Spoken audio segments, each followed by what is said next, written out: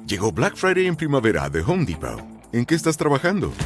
Con 14 días de ofertas en The Home Depot, encuentra muchísimos ahorros en el centro de jardinería. Como la compra especial, 5 bolsas de mulch Scott's Earth Grow por solo $10. Crece un césped más sano, evita las malas hierbas y embellece tu jardín con mulch que mantiene su color por hasta 12 meses. Aprovecha hoy los 14 días de ofertas de Black Friday en primavera hasta el 16 de abril en The Home Depot. Surprise bill? Need fast funds? CashNet USA can help. When you need money fast, be the hero. Apply in minutes at cashnetusa.com and get a fast decision. All loans subject to lender approval. Speed of funding is subject to verifications and your bank's processing times. The numbers told the story. They always do.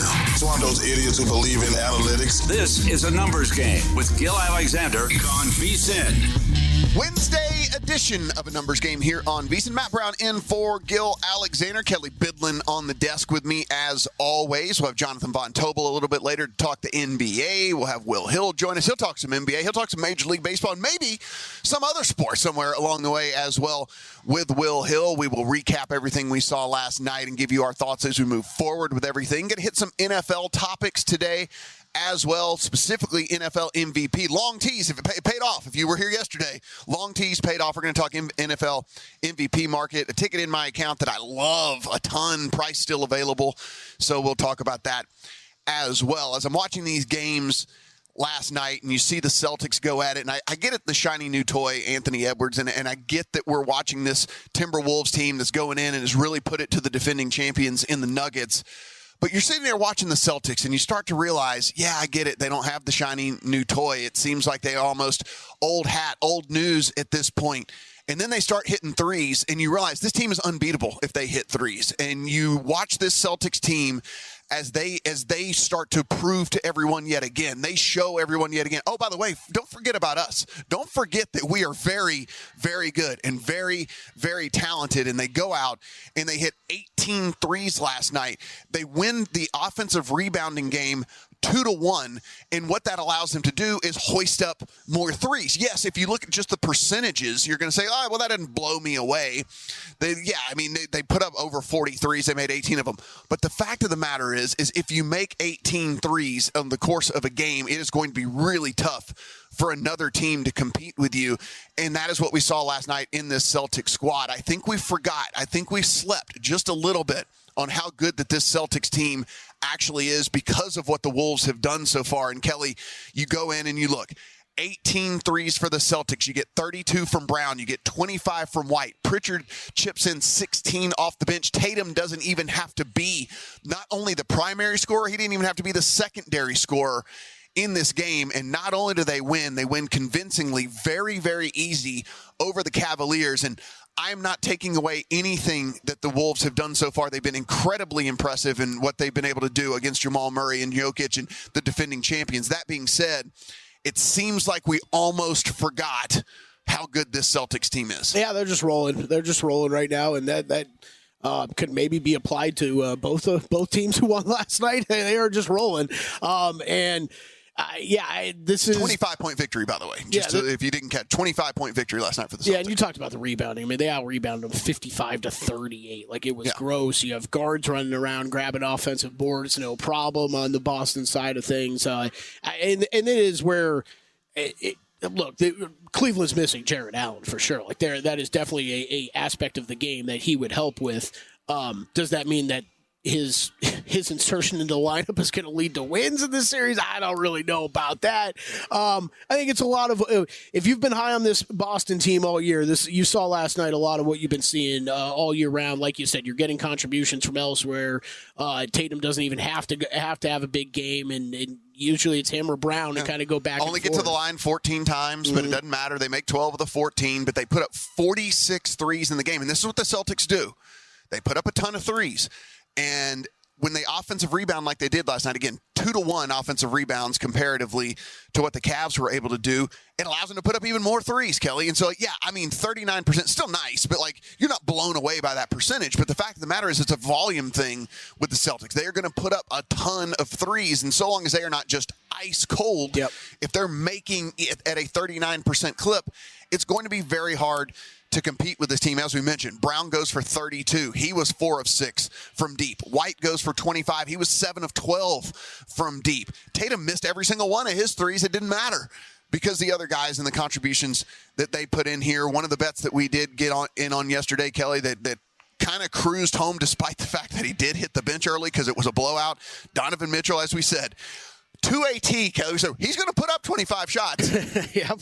He How put many up 25 shots. Yeah, he put up 25 shots. I mean, like it's gonna, the volume of Donovan Mitchell's going to be there. That point prop at 27.5, we were just blown away that it was so incredibly low. He goes for 33. But the fact of the matter is, we said this heading into this. Drew said this heading into this. Everybody we've talked to said they are just outgunned in this series, and they are outgunned a ton. There's only Donovan Mitchell on the Cavs side of things that can do anything. In 37 minutes, he produced 33 points, and they still lose by 25, if that tells you anything of how outmatched they are in this series. Yeah, it's exactly what it's probably going to look like the whole series. He's going to get up his shots, though. I think that was I liked that bet. Love that you brought that up yesterday. That number seemed low. Just got just looking at the numbers now. Got posted again. 29.5 is what we're up to. They weren't letting people get away with that again. I texted you though, man. I think I'm betting this over till they post in the 30s. Until it's 30.5 or 31.5. I'll be going back to it because it's just the volume of shots, man. It's going to be there every single night. He's the only one that can consistently score, yep. So he has to do it. Like, yep. I mean, in this again, this was 25 shots up in 37 minutes. Like he hit the bench. Like if this game is even somewhat competitive, he's into the 40s in the minutes. It's just, there was no reason to run him out there for any longer than it was. And so I think that's something we can kind of target moving forward here. They double up the point spread. Obviously, it goes off 12.5. They win by 25. Kelley, I mean, we knew this wasn't going to be a series. We were trying to say you could talk yourself around in circles as how the Cavs might pull this off. I think this proves what we were saying. This is not going to happen. Do you take anything? I guess the biggest question for us now as bettors, though, do we take anything away from this series with the Celtics moving forward? Because, again, it's just not very much competition for them. Yeah, no, I don't really think that you can. I really don't. And, it's going to be interesting to see what kind of condition the Knicks, if it's the Knicks. I should be saying things like that. If it's the Knicks. Yeah.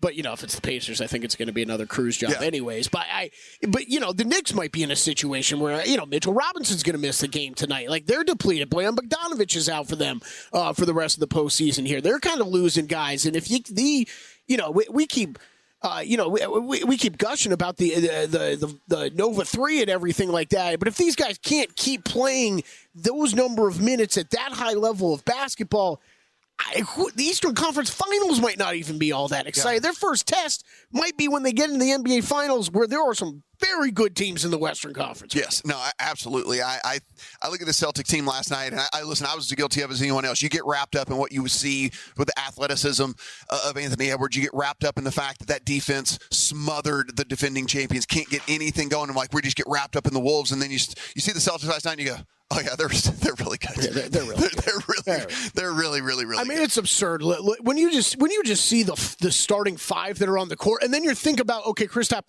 Porzingis is not there. Yeah. I'm like, Derek White is so good. Does anybody understand how good Derek White is? I don't think people do. On both sides of the ball, and he's getting better somehow every year. Yeah, I don't even get it. Like, he's somehow still getting better. Yeah, it's just like. Yeah, it's I'm not going to say he's the best player on the team, Matt, because I think I might catch a lot of income for that. He's the most consistent good player on the team, though. Yeah, night in, night out. No doubt about that. And then, unfortunately, if you were hoping that you would get a better game in the nightcap, you didn't. 117-95 Thunder over the Mavericks. And you get 20 from Kyrie. He shoots 50% from the field. He's 3 or 4 from 3, but that wasn't good enough. You sit there and you look at Luka, only goes for 19. He was 6 of 19 from the field. He struggled from 3, 1 of 8 from 3 for Luka, had 5 turnovers as well in this one. And Kelley, I'll admit, this one did like the game one. I'm kind of like, yeah, this is going to plan. This one kind of did shock me. And it's not that I didn't think the Thunder could win the game. Certainly that was in the realm of possibilities as we're talking through all this. I just didn't think we would be looking at a complete one-way traffic. And it seemed like every time the Mavs would put together a tiny little run, they'd get within 5, 6.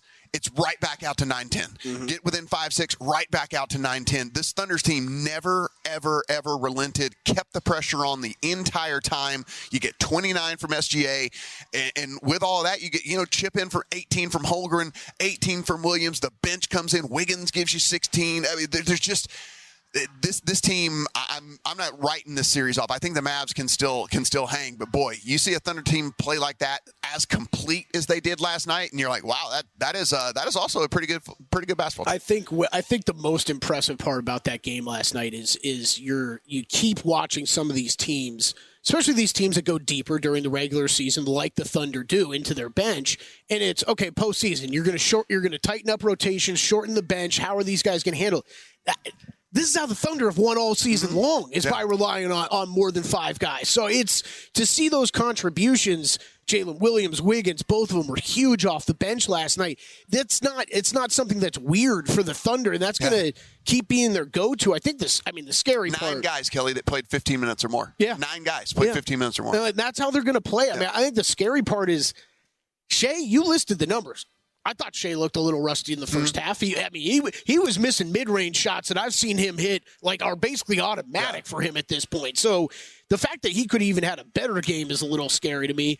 And then look, Luka's battling, man. He's battling through the knee, I don't know if he aggravated something else last night. He looks slow, doesn't he? I mean, he looks like me out there running up basketball court. That's not a good thing. And you can tell, the 1 of 8 tells it in the 3 too. There's no lift to the shot. There's no whatever. It's just front rim and everything. It's leaving it short. And then Kyrie picked things up a bit, but he started off really slow too. Because so the beginning of the game, it was kind of where the Mavericks going. It was good to see. Now, if you're a Mavericks backer like me, was good to see Tim Hardaway Jr. get back out there and play 17 minutes. Because I think that for someone holding futures tickets, it's been okay. If Kyrie and Luka aren't both having a great game, some of these games are going to be tough to win later on in the playoffs when you don't really have another scorer to look at. So Tim Hardaway, good to see him back on the court. Need to get him back in the flow a little bit. It didn't change the outcome of the game. The Mavs were also 68% from the free throw line. Yeah, got to do better than that as well. Lots of free hockey last night. The Rangers 4-3, winners in double overtime. They take a 2-0 lead over the Hurricanes. Avalanche win 4-3 in overtime. Take a 1-0 series lead on the Stars as well. You got all the free hockey last night as well for all of the fans. We'll get into some news a little bit later in the show, but next JVT joins us. We'll see what he thinks. Are these series over, Kelley?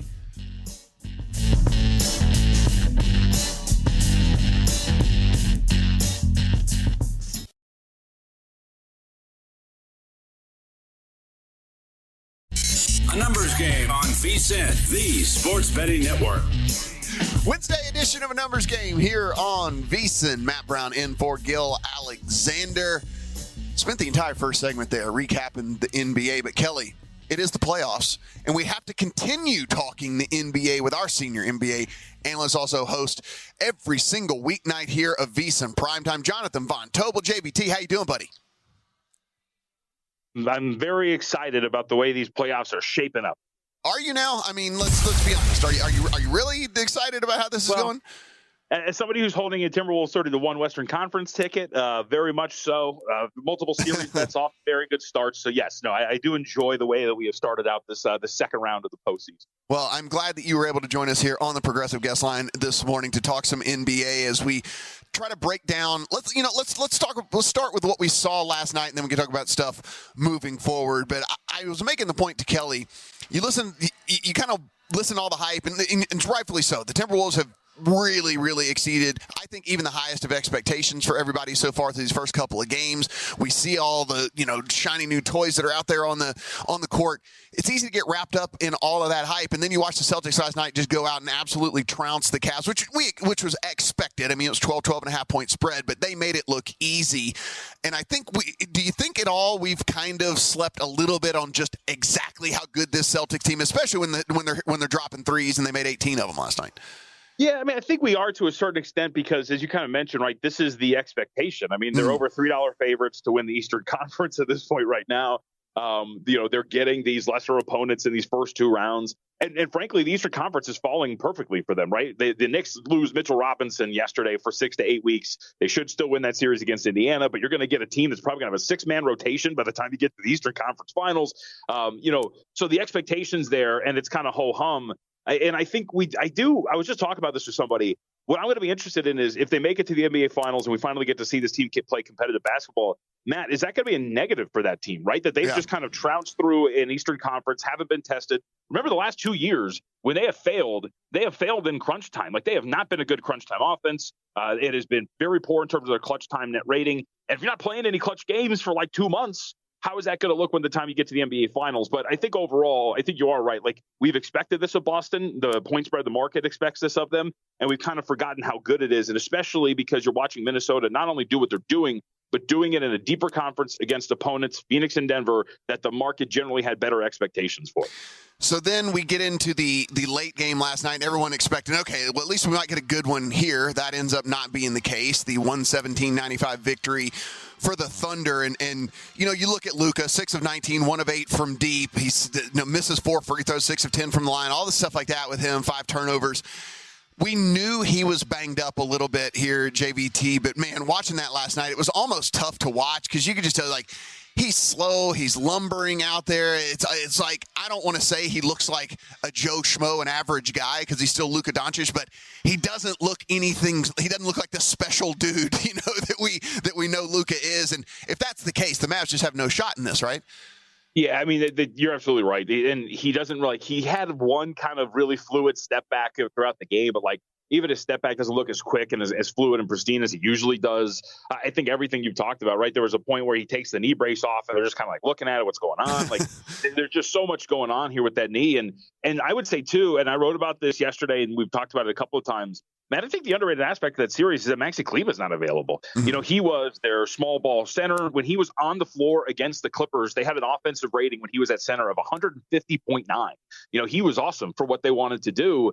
And he gives you some versatility because you can play him at power forward. You can play your two bigs. You can still have shooting and spacing. It's so much that he can do for that team. And yet now, not only is he not out there, but your best player is now injured and beleaguered with injury. And now all of a sudden you're looking around and going, well, we're not killing this team on the glass like we should. And then our best guy, who, by the way, already has to fight through Lou Dort, Jalen Williams, Shai Gilgeous-Alexander, all three of those guys being very good on-ball defenders. It seems like a really big ask for this Dallas team right now. So I don't think they're going to get swept. I think they still have plenty of competitive nature. Daniel Gafford's very good. Kyrie Irving looks incredible. I think they're good enough to make this a series in general. But I think overall, when you're talking about over the course of a best of 7, if this is the way that Luka Doncic is going to look, I bet the Thunder before the series started, I feel somewhat confident in my position here that they're going to be able to win this series.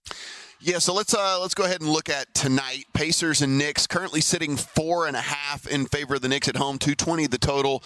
If you think the Pacers win this thing outright, plus 154.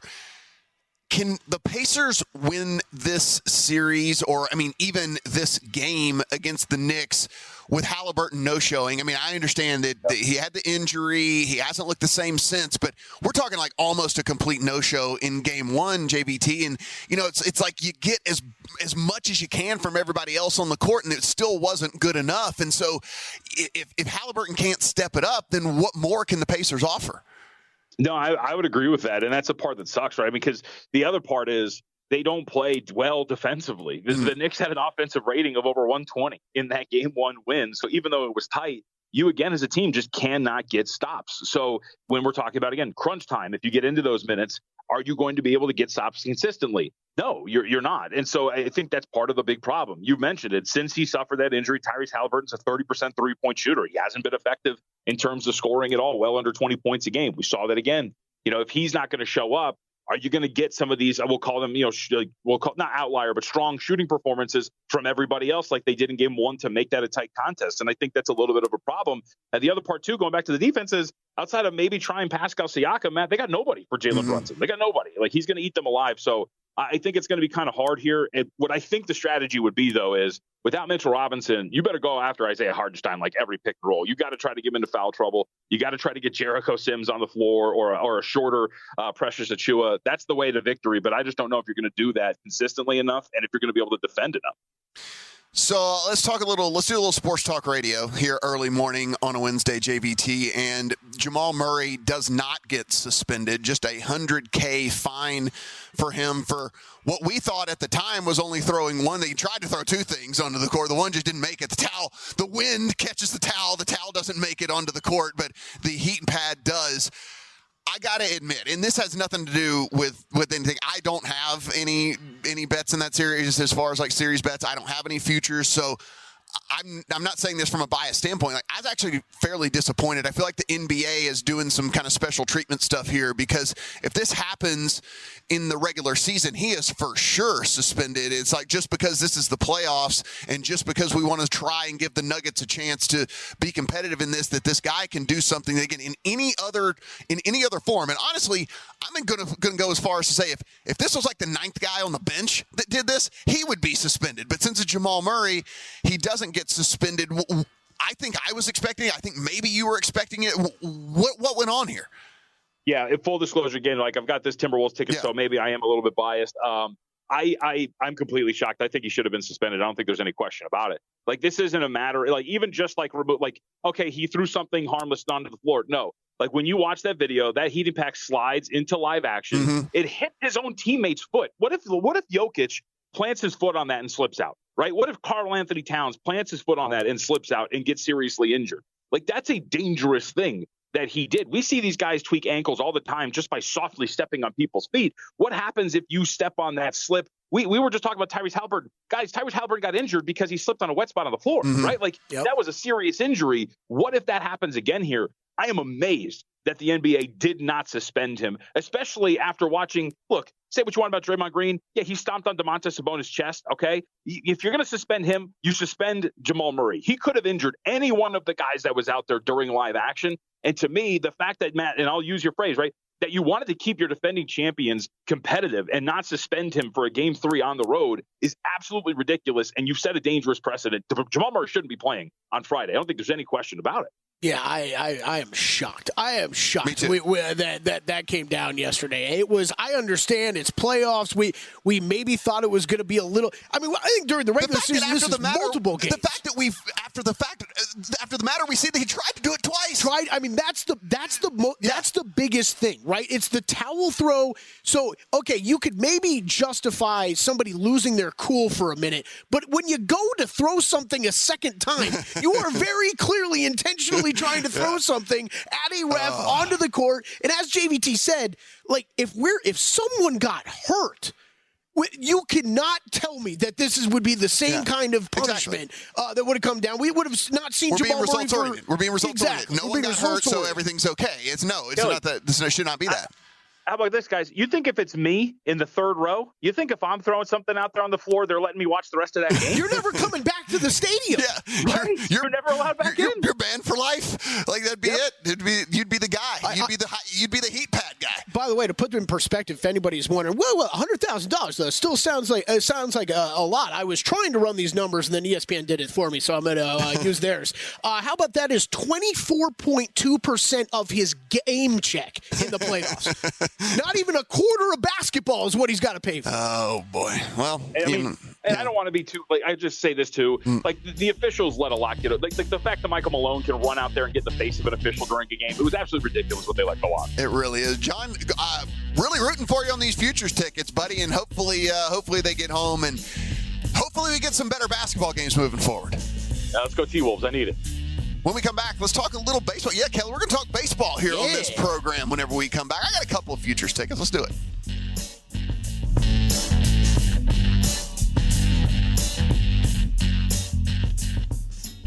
A numbers game on VSiN, the sports betting network.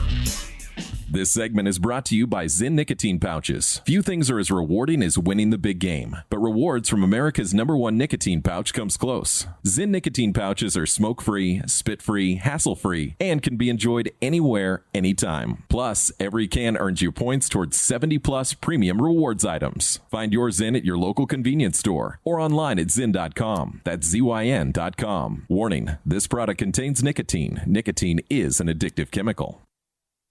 Nobody had any idea that I could sound like that whenever. See, it's when it's pre-recorded. I can channel that in my voice, but it's just when it's live, I can't do it. I got to concentrate. That's what Matt came in here yesterday morning. He's like, "Let's just bang these all out now. I'm just going to record them. We'll run them back." I'm like, it sounds better when I record them, than it does whenever we do them live. So did that. Just channeled that nice bass there. That's the voice of the legend Ryan Hunter. Ryan Hunter in Alaska. Right? In Alaska. In Alaska. We're talking about you in Alaska. Well done. It is Matt Brown in for Gil Alexander here on A Numbers Game on a Wednesday. Spent the first couple segments talking about the NBA, but rightfully so. I mean, this is, as a betting event, Kelley, it's been a little bit underwhelming so far. So hopefully we can turn things around. Again, the game tonight is only a 4.5 point spread. So there is that, but we've had some, it's all the way up to 13.5 now for the Celtics for this next one. Probably rightfully so yet again. So I'm hoping we can get some more competitive stuff going on. Yeah, real quick, and we'll talk about more about that game later. That is tonight. It's interesting, man. I've got my big Knicks series bet, so I'll just be stepping back. Yep. I'm not doing anything with the game tonight. There's been some sharp Pacers money coming in. I know. I know there's some guys that like Pacers side. I think if you're watching that, watch game one. It's a little bit understandable. Now Mitchell Robinson out of the game too for the Knicks. JVT talked about a little bit how New York will handle that. I think Hartenstein will be tested, and you're going to see a lot of pressure to chew. I think you are going to see that tonight. So and Tibbs runs his guy. Tibbs plays his guys. He plays his dudes. It's short bench. You play 40 plus, whatever. So that maybe there's some leg stuff that could be going on here too. So I can understand it. I can understand it for sure. I'm not going to venture into that though. Yeah, no. I'm not going to venture. This Knicks team is. It's got Heat vibes of last year for sure. It is. They keep firing. They keep hitting everything when they need to hit it. So I'm not getting in front of them right now. So let's talk some Major League Baseball. By the way, do have some early games today. So first pitch in a couple hours actually in the Angels and Pirates. If you want to get involved in that one, Pirates are a -142 favorite at home over the Angels and several 1 Eastern first pitches as well. Jays and Phillies, Tigers and Guardians, Mets and Cardinals all coming to you 1 Eastern today as well. Aaron Nola on the hill for the Phillies, who have been very good so far. You look at this Phillies squad, and I'm pretty impressed with what they're able to do now. That being said, Trey Turner has been at least a run score base stealer for them. He's going to miss 6 weeks for them. Is that going to really affect what we've seen so far for this Phillies team? I don't know if it really will when it all comes down to it, but certainly it's not good when Trey Turner's not out there. They are a big -170 favorite over the Toronto Blue Jays. Talked a little bit about them yesterday with Paul Sporer, and it's the fact they just can't hit right now. The Blue Jays, despite the fact they have names and they've got dudes, they just can't hit. And so we'll see if they can start to turn things around. The Tigers and the Guardians. This is Reese Olson versus Tanner Bybee. -135 for the Guardians at home with Bybee, and Olson is a +114 underdog on the road with the Tigers. If you kind of look at just the surface stats on this, Olson looks much better than Bybee, and then you go into the advanced statistics on this one, and you see, if you kind of look at the expected stuff, like what should be coming forward with all of this, Bybee's numbers aren't necessarily as bad as we have seen so far, and Olson's numbers are actually a little bit better than what we think we will see kind of moving forward with that. So maybe a little bit of value there on the Guardians at home as short favorites. And then we have the Mets. We all know Gil will be rooting for the Guardians. Another best record in May. I'm trying to figure out right now where they're at in their May standings. It's weird. It's like normal, ESPN just doesn't want to put specific betting market standings like that up, So it's one of those things where I think as this becomes maybe something people bet more often, that we will be able to easier find all of this. But yes, it's a dig. I'll put it that way. Like it's a dig. They did lose yesterday 11-7 to the Tigers. And then we have the Mets and the Cardinals. Jose Quintana going for the Mets. Sonny Gray going for the Cardinals. Mets are +140 dogs on the road. Cardinals -166 favorites with Sonny Gray on the hill. Mets at least a little bit interesting as dogs on the road there. Quintana's actually been pretty good so far this year. Cardinals can't hit currently. They had a player, the dugout players only meeting. The players only meetings go. The Cardinals already. Cardinals had a players only meeting, and I don't know what you do. Wasn't it the Cubs like day 2? Yeah. It's one of my favorite things in sports right now, because the Bulls had one after the first, I think it was after the first game, which cracked me up this season. And then the Cubs, right? I think they were like after game 2. Now the Cardinals have had their own little players only meeting, and I don't know. What do you say? What do you say in a players only meeting in baseball? Because it's such a good call. Because everyone's trying to hit the ball. I mean, well, and you know what your job is. Yeah. It's not like anyone's dogging it or effort or anything or something like that. It's like it's just hard to hit a baseball. Like it's just very hard to hit a baseball, and you can get in a slump trying to hit a baseball. So what do you? You get in there and you're like, all right, guys. Quit swinging at the sliders outside of it. It was like I didn't think it was going to be a ball. It looked like it was going to be a strike. What do you want me to say? You know, I mean, how do the pitchers work with that? Are they even involved? Like, pitchers are in their bullpen. Throw it harder. Why is your velocity down? You know, he's like, because my arm is broken. Harder? Yeah, I have a UCL tear. What do you mean? So yeah, I don't know how the players only meetings go in baseball. We did have one of those with the Cardinals. So one of the games that is at least a little bit interesting, this one's coming to you in the 2:00 Eastern hour, is the Padres and the Cubs. This is Dylan Cease versus Hayden Wesneski. This is minus 125 Padres on the road over the Cubs. Cubs plus 105 at home as dogs. Dylan Cease, since ending up in San Diego, has actually tried to revitalize his career. His velocity is actually up to kind of where it has been over the course of his career after a really, really rough go at it last year.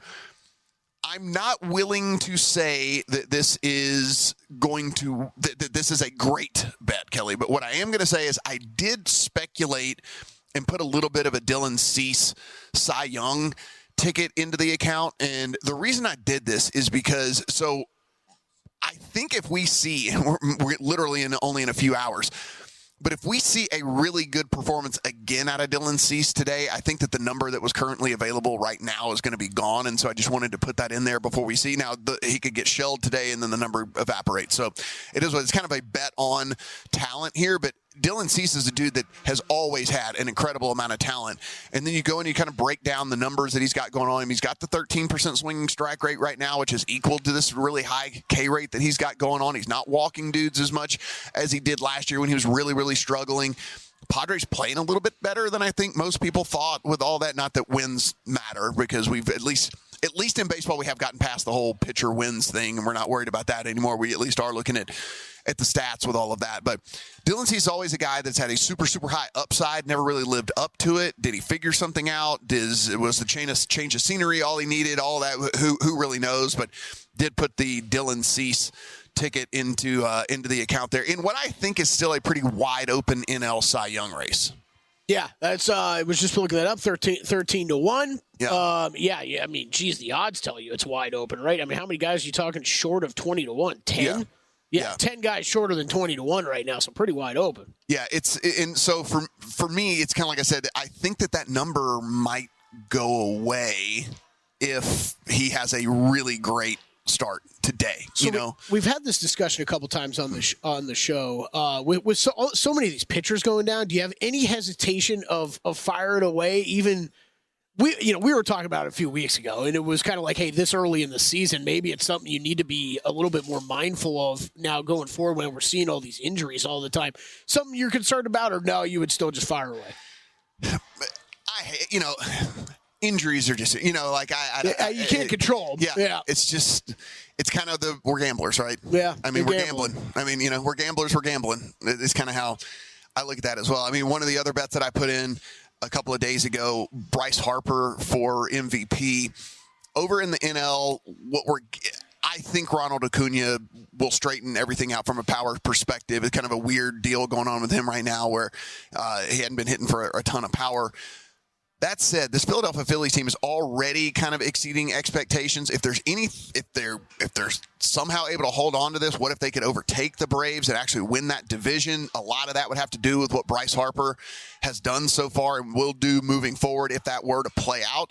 And you look at Bryce Harper, one of the things that you start to see with him that might even lead to more. I mean, he's got 9 homers already, and you start to look. I mean, he's not going to steal bases anymore, but he's got 28 RBI already. He scored 20 runs for this Phillies team. And then you go in and you see that there is his batting average on balls in play currently is only 282. For reference for Bryce Harper, because he does hit the balls so hard and all that. Last year, his BABIP, batting average balls in play, was 352. The year before that, 324. The year before that, 359. He's doing this right now, kind of getting unlucky. And so he's still doing all of this, lots of hard contact, 46% hard contact for him right now as well, Kelley. I think that batting average in balls in play increases a little bit more, and we start seeing even some more hits and some more things going on with Bryce Harper. So did stick that in the account. I like it. I don't know about you. I'm still a believer. I know Shohei's been playing incredible right now, but man, I still think this is the year they'll look to try to give it to someone else. They might try. That's all I'm going with here. Yeah. They might actually try. Let's talk some golf when we come back here. Wells Fargo.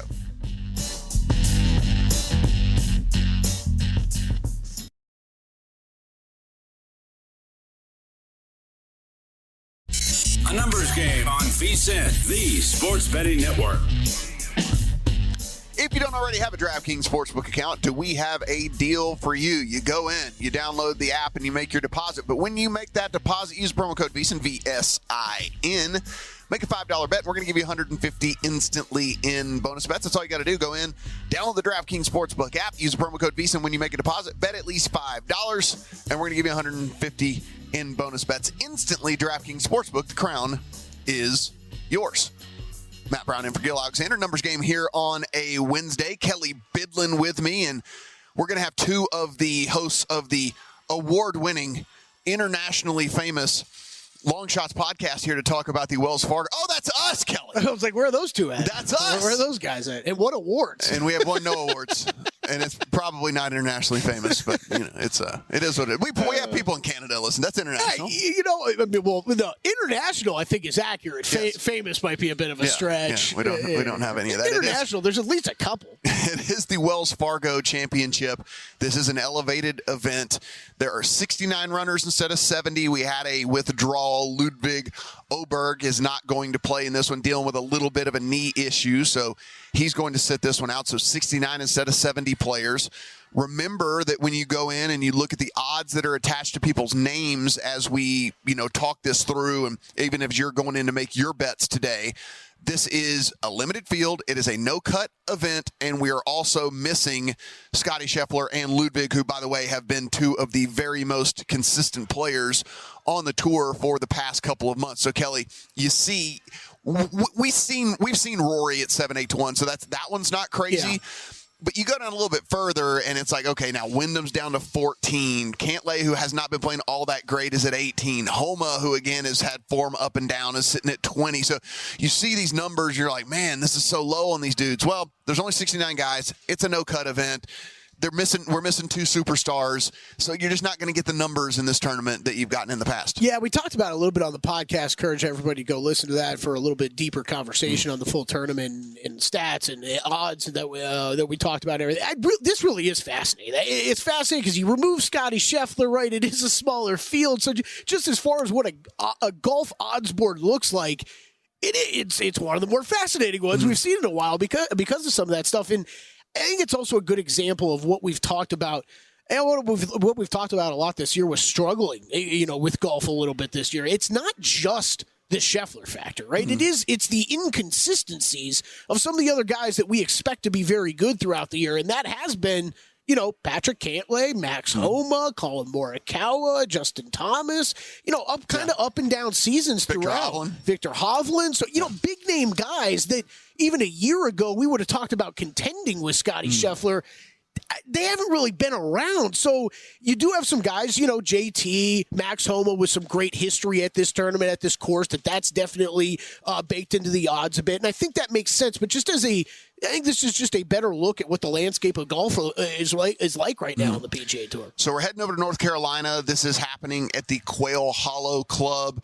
You've seen this course in majors before. It will not play like that. They're going to just be running out 2-inch-ish rough in this one. So, Kelley, we take a look at it, and we have come to the conclusion, and this is how we kind of went about building our models, how we went about sharpening our player pool here, is the fact that we're going to look at bombers. We're going to look at guys that can poke it out there. There's not a ton, again, of penalty area unless you just are way, way, way wide. And so if we're not worried about dudes hitting it out of 2-inch rough, which I'm not and you're not, then hey, let's get close. Let's get as close to the hole as we can, right? Mm-hmm. Let's have a shorter club in. Let's try and do that. And so that's kind of where I started my process. I know there were some other guys out there that started their process on the approach side of things. And, I don't know if there's a right or wrong answer to that. These are really hard greens to hit. So having a good approach game certainly is a benefit. I'm just going to lean towards, in a course where we're not getting penalized for bombing it out there with so many dudes that can poke it really long these days, that is going to be a major advantage for them whenever they're playing, when they're playing 8-iron in and other guys are playing 6 and 7 irons. I just, to me, that's where I'm going to be looking. Yeah, and there's other, there's guys like, Colin Morikawa is probably a good example of a great long iron player who's not exactly far off the tee, right? And this is one of those tracks, I think, where you do want to look at the distance because it's a long. You're going to be hitting driver off the tee, and you're still going to be hitting long approach shots for the most part. So those are definitely the guys that I look to target a little bit this week. As much as if you are someone who's out there dealing with golf stats like you and I are. Almost as much as you're going to see throughout an entire season, as far as me weighting stuff off the tee, as heavier than approach numbers. Even though approach always important and still very important at this course. So for me, like I said, heavily weighted driving distance off the tee, then kind of approach third. Looking at par 5 scoring, you really got to go after the par 5s here. We looked at that long iron play as kind of like 175 to 200. I know some people put in 200 plus. I didn't go that route because I'm trying to simplify my model building these days as opposed to adding all of these variables. I'm trying to kind of go in and tone it down a little bit. I'm wondering if maybe that has been my bugaboo this year so far. So again, we're always experimenting, right, with all of this. I did it on long courses. Strokes gained on long courses is a very long course for these dudes. And then we said these greens are hard to hit, so I did factor in around the green and scrambling to see it's a factor, right? It's a factor. Sure. It's like 5% each in the model. So it's 10%. It's a tenth of the model for me, but it wasn't super heavily weighted because at the end of the day, if you're hitting the greens, then you're not worried about scrambling, whatever. So it's like I do want to see certainly who's bad at it and who maybe was really good at it.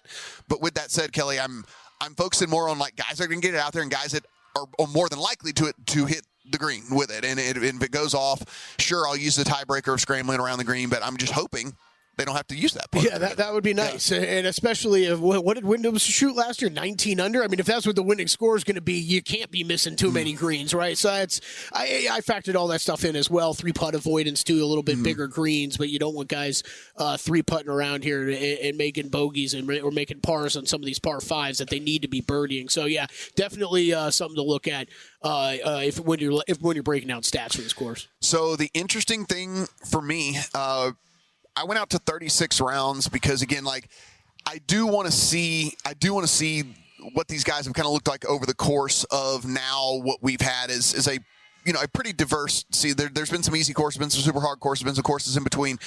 Who's kind of coming in like with that 36 rounds? I told you guys this on the podcast, and it really did. It was pretty shocking to me that Tony Finau over the last 36 rounds was the guy that was number one in my model, which I would not have guessed that was going to be the case, but it is the case, and Tony Finau comes in number one, and so Tony Finau ends up being an outright for me. I like it. Yeah, I got him in a matchup. He was. I was a little surprised by some of the results I got back for him as well. I didn't go with an outright play on him, but a matchup for me. I do like Finau this week. Yeah, and so you mentioned Wyndham Clark, tons of success here, and started off. I can't believe it was only a year ago. The most epic golf betting year ever last year. And it's just has not gone that way so far this year. Yeah, it's 72-1 last year. Got that one home, but this year, as we mentioned, far shorter. But rightfully so. That's the other thing that we said about this. He's playing like the second best golfer on the planet right now. I think he's been one of the most mispriced golfers probably over the past 6 months. Just because the dude's been winning, and he's still It's amazing how much longer odds you'd find him than some of the premier golfers that are out there. I think this week is a good example. Okay, this is really where he belongs. I thought the odds were pretty accurate for him. Yeah, so Wyndham Clark. I really like him though. Too. Yeah, got in there. A couple of guys that I'm just playing on feel, Kelley. Sam Burns and Max Homa. These are dudes. Homa obviously has played tough courses very well, had some success here. Sam Burns is a dude that on courses where you're not getting penalized all that much for being wayward with the driver. We know Sam Burns sometimes can't hit it straight for anything. And hey, if he's not going to get penalized with this one, the guy's a birdie maker. And honestly, it's just the number drifted out all the way up to 50-1. In this tournament, real quick, I mean, there has been guys that have won this thing that have come in with very poor form, and some of the premier guys. So I think no shocker if either one of those guys wins at this point. Last couple of outright, Saith Theegala and Akshay Bhatia, both guys. Now, the Bhatia one, I went into detail on this on the podcast, so if you want to listen to that. Yeah, we're both on both those guys. The Bhatia play, I talk about how I factored driving distance in there a ton. I did kind of back that off in a version of a model, which then shot him up the deal.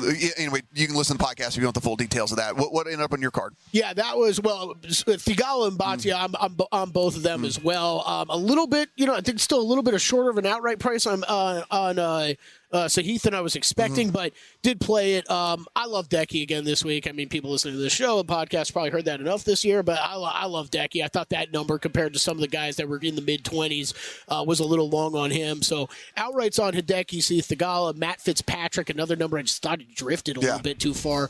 Akshay Bhatia, top 10 on Xander. That's my favorite bet of the week. I hit that kind of immediately. Seems like automatic. Yeah, it's automatic. I mean, 7 of 10 tournaments he's teed it up in. His top 10 is cashed. Top 20 on Hideki. Those are my two biggest bets.